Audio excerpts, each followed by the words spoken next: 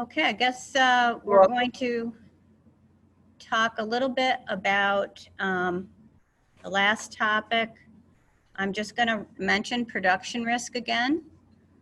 We talked a little bit about production risk as we were going along.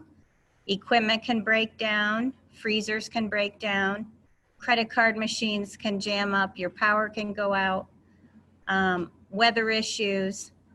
But I really did want to defer to Jim Barber, who's going to talk a little bit about weather-related losses. And Jim, I'll let you take it away. Okay, thank you. Anyway, you can buy crop insurance for some crops. Of course, a lot of row crops, a few fruit and vegetable crops.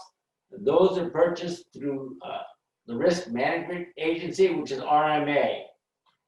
But of course, many crops do not have a crop insurance component because, well, for a lot of reasons, but RMA, they're insurance agencies. They need a lot of data and certain volume to make it work. So for those crops, and also livestock disasters, you can go to the Farm Service Agency for the USDA.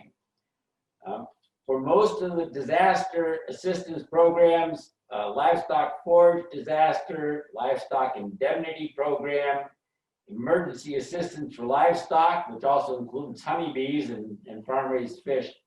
Those are all, you don't need to sign up ahead of time, but if there's a weather-related event, either just drought or flood, it's some sort of weather event or disease or natural disaster. In some places, be like tornadoes.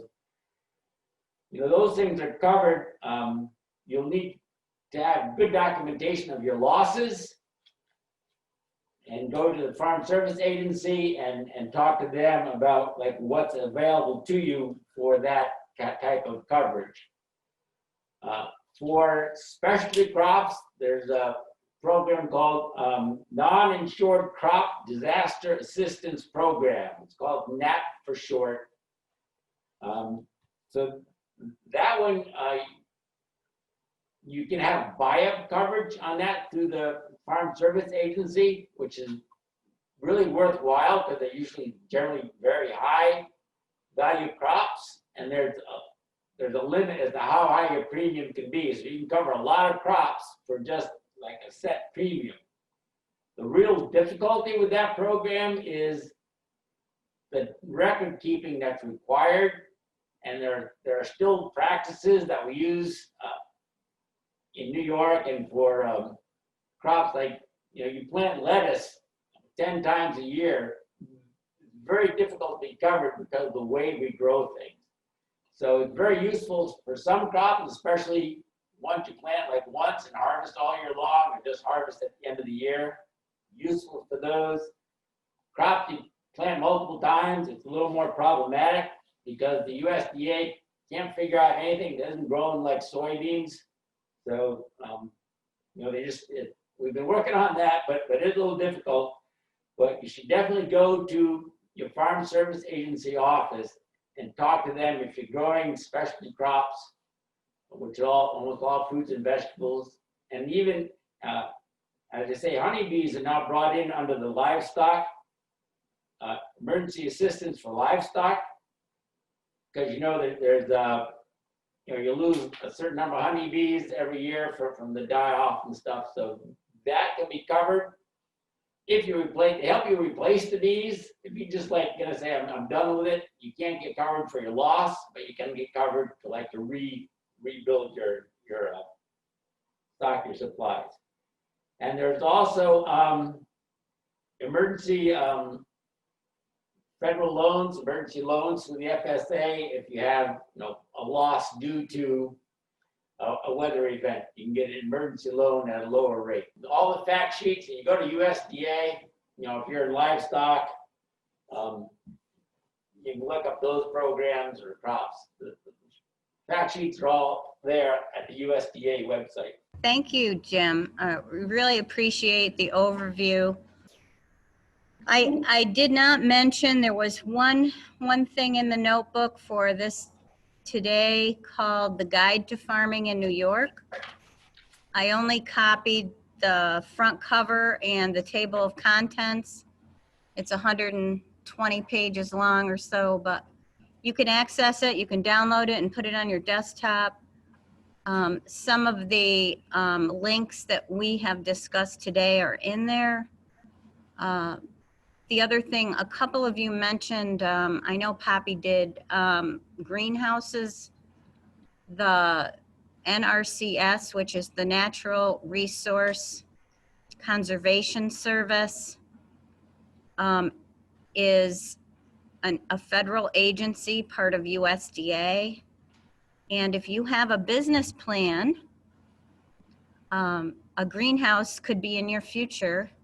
They fund greenhouses, high tunnels, and it might be something for you to look into if you are, you know, any of those programs are in the back under grants and funding sources. But I did want to mention in closing today that you should be able to do pages 1 through 8 of your business plan.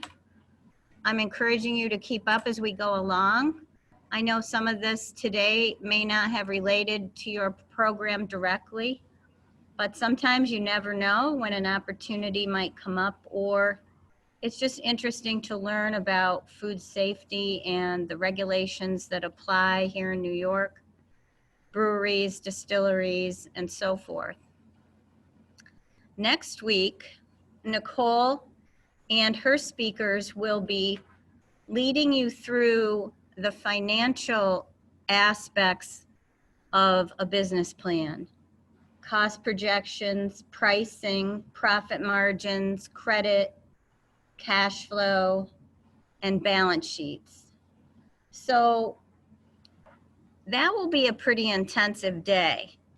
So I'm hoping that by next week, you will have worked on, you know, your business plan, pages 1 through 8, or let's see, 1 through, yeah, I think I said 1 through 8, and then we'll get into some of the other things. We have a whole day on marketing after next week on section 4. So if you're keeping up as we go along, I think it's helpful. Does anybody have any questions, final questions for the day? Are these being taped and can we look at them? Yes, actually I'm recording right now, and hopefully this week our staff here will be able to upload both of these recordings. Now, they will be on our YouTube website, on our YouTube channel, which you can find on our website. It's ccedelaware.org.